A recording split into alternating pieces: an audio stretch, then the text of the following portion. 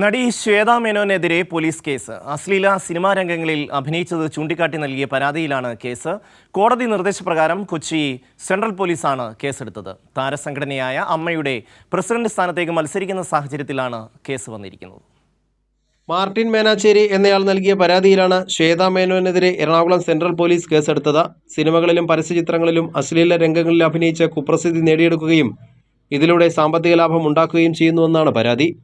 രതിനിർവേദം, കളിമണ്ണ്, പാലേരി മാണിക്യം തുടങ്ങിയ സിനിമകളും ശ്വേതാ മേനോൻ നേരത്തെ അഭിനയിച്ച പരസ്യചിത്രങ്ങളും ചൂണ്ടിക്കാട്ടിയാണ് പരാതി. ഇത്തരം രംഗങ്ങളും ഫോട്ടോകളും ഇന്റർനെറ്റിൽ വ്യാപകമായി പ്രചരിക്കുന്നുവെന്നും ഇതിലൂടെ ശ്വേതാ മേനോൻ സാമ്പത്തിക ലാഭം ഉണ്ടാക്കുന്നുവെന്നും പരാതിക്കാരൻ ആരോപിക്കുന്നു.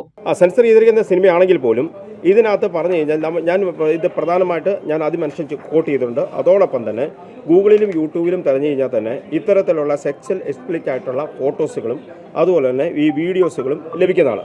താരസംഘടനയായ അമ്മയുടെ പ്രസിഡന്റ് സ്ഥാനത്തേക്ക് ശ്വേതാ മേനോൻ മത്സരിക്കുന്ന പശ്ചാത്തലത്തിൽ ഈ പരാതിയും കേസും ഉയർന്നു വരുന്നതും സംശയത്തിന് വഴിയൊരുക്കുന്നുണ്ട്. അതേസമയം പരാതി താൻ നേരത്തെ നൽകിയിരുന്നതാണ് എന്നാണ് മാർട്ടിൻ മേനാച്ചേരിയുടെ വാദം.